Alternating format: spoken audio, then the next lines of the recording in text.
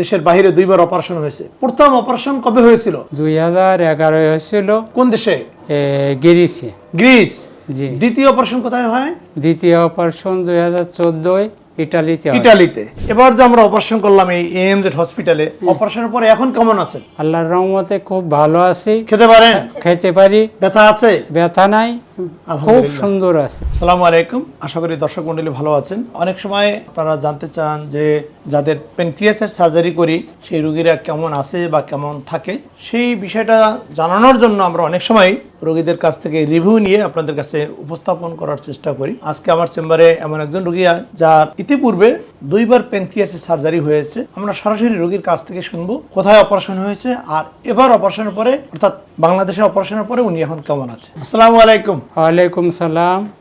রিয়াজ সাহেব, আপনি তো দীর্ঘদিন ধরে ক্রনিক প্যানক্রিয়াটাইটিসের সমস্যায় ভুগছেন এবং দেশের বাইরে থাকেন, এবং এবার অপারেশনের আগেও দেখলাম যে আপনার দেশের বাইরে দুইবার অপারেশন হয়েছে। প্রথম অপারেশন কবে হয়েছিল? 2011 হয়েছিল। কোন দেশে? গ্রিসে। গ্রিস। জি। দ্বিতীয় অপারেশন কোথায় হয়? দ্বিতীয় অপারেশন 2014 ইটালিতে হয়। ইটালিতে। আচ্ছা, তারপরে আপনার সমস্যা কমে না? সমস্যা কমে না, আমি খাতে পারি না, খাইলে বমি হতো শুধু। বমি হতো? বমি হতো, টয়লেটে হতো। প্রত্যেক দিন 4-5 বার বমি, 4-5 বার টয়লেট। এটা চলতেই আছে? এটা চলতে আছে 2 বছর ধরে। 2 বছর ধরে? আচ্ছা, এবার যে আমরা অপারেশন করলাম এই এএমজেড হসপিটালে, অপারেশনের পরে এখন কেমন আছেন? আল্লাহর রহমতে খুব ভালো আছি। খেতে পারেন? খেতে পারি। ব্যথা আছে? ব্যথা নাই, খুব সুন্দর আছে। আবার দেশের বাইরে চলে যাবেন? কোথায় যাবেন? ইতালি? আশা করি এখন কতদূর কি হবে বলতে পারছি না। কোন দেশে যাবেন? শরীর যদি সুস্থ হয় তাহলে আমি যাব, আর যদি সুস্থ না হয় তাহলে আর যাব না। সেটা তো আপনার সিদ্ধান্ত ইনশাআল্লাহ। আমাদের সাথে আছেন রিয়াজ সাহেবের ওয়াইফ। উনি আরেকটু গুছিয়ে হয়তো বা বলতে পারবেন যে উনি তো দেশের বাইরে থাকেন, মাঝে মাঝে দেশে আসতেন। তাই আপনারা কি দেখছেন, ওনার সমস্যাটা কি হতো? ওনার সমস্যা এটা, উনি খাতি পারতো না, খালি বমি হবে, হজম হবে না। আচ্ছা। আর সব সময় পেটে ব্যথা, অঞ্জলা আর বাথরুম, যে মানে কি দিন যদি আপনি একটু ভালো মন্দ যাই খাক, সেটার সাথে সাথে বমি হবে আর টয়লেটে যেতে হবে, আর তেল, টয়লেটের সাথে তেল জাতীয় জিনিস আসবে। আচ্ছা। তার জন্য উনি কোনো দিন সুস্থ ছিল না। ওনার তো দুইবার অপারেশন হয়েছে, একবার গ্রিসে একবার ইটালিতে, তারপরেও সমস্যাগুলো চলছে। তারপরে সমস্যা চলছে। এবার তো অপারেশন হলো এই এএমজেড হসপিটালে, আমি করলাম। তো অপারেশন পরে এবার কি মনে হচ্ছে? আলহামদুলিল্লাহ অনেক অনেক ভালো হয়েছে, এখন খাতিও পারছে আর হজমও হয়ে যাচ্ছে, সবকিছু অনেক ভালো।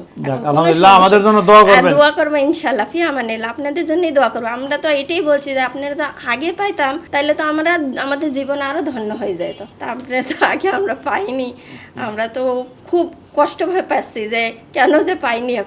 আপনি তো এই এতে মনে হয় শুনিছি আপনি 20 বছর ধরে কাজ করছেন। 20 বছর আমরা অনেক দিন ধরে এই বিষয়ে কাজ করছি। তারপরে আমরা জানতে পারি, বাংলাদেশে থেকে আমরা জানতে পারিনি, তারপরে ফেসবুকে দেখি আপনাদের, আমরা সাথে সাথে আপনাদের কাছে চলে আসি। তা অনেক ভালো আছি, আপনাদের জন্য অনেক দোয়া করবো যেন আপনারা এইভাবে চিকিৎসা চালাই যেতে পারেন। দোয়া করবেন। দর্শক মণ্ডলী, আপনারা শুনতেছিলেন যে আসলে একজন ক্রনিক প্যানক্রিয়াটাইটিসের পেশেন্টের সাফারিংস কত জটিল হতে পারে। যে দেশের বাইরে ছিলেন, ইউরোপের 2টা কান্ট্রিতে, সেখানে 2বার অপারেশন হয়। এনিওয়ে অপারেশন পরেও উনি খুব ভালো ছিলেন না। শেষ 2 বছর ওনার এত ব্যথা ছিল যে যা খেত তাই বমি হতো।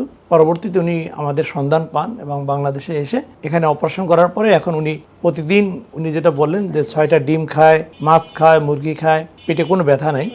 বেসিক্যালি আগে যে 2বার অপারেশন হয়, কাগজপত্র ঘেটে দেখলাম, প্রথমবার প্যানক্রিয়াসের নালি কেটে সকল পাথর বের করে সেই নালির সাথে খাদ্য নালীকে একটা বাইপাস করে দেয় ওরা, সেটাই নিয়ম। কিন্তু তারপরেও ওনার ব্যথা আবার শুরু হয়। আমরা এবার পরীক্ষা নিরীক্ষা করে দেখলাম যে প্যানক্রিয়াসের যে হেড, সেখানে অনেক পাথর জমা আছে এবং অনেকটা ইনফ্লামেটরি মাসের মতো কিছুটা সন্দেহজনক টিউমার এরকম। আমরা এবার হুইপলস সার্জারি করলাম। এটা অত্যন্ত জটিল সার্জারি। প্রথম অবস্থায় যে কোনো রোগীর হুইপলস সার্জারি অত্যন্ত জটিল, আর যদি কোনো রোগীর দ্বিতীয়বার এই ধরনের সার্জারি করার প্রয়োজন হয়, অর্থাৎ আগে প্যানক্রিয়াসের সার্জারি করা আছে অথবা ডিউডেনাম বা পিত্তনালীর, তাদের দ্বিতীয়বার এই ধরনের হুইপলস বা প্যানক্রিয়াটিক ডিউডেনেক্টমি অপারেশন অত্যন্ত জটিল।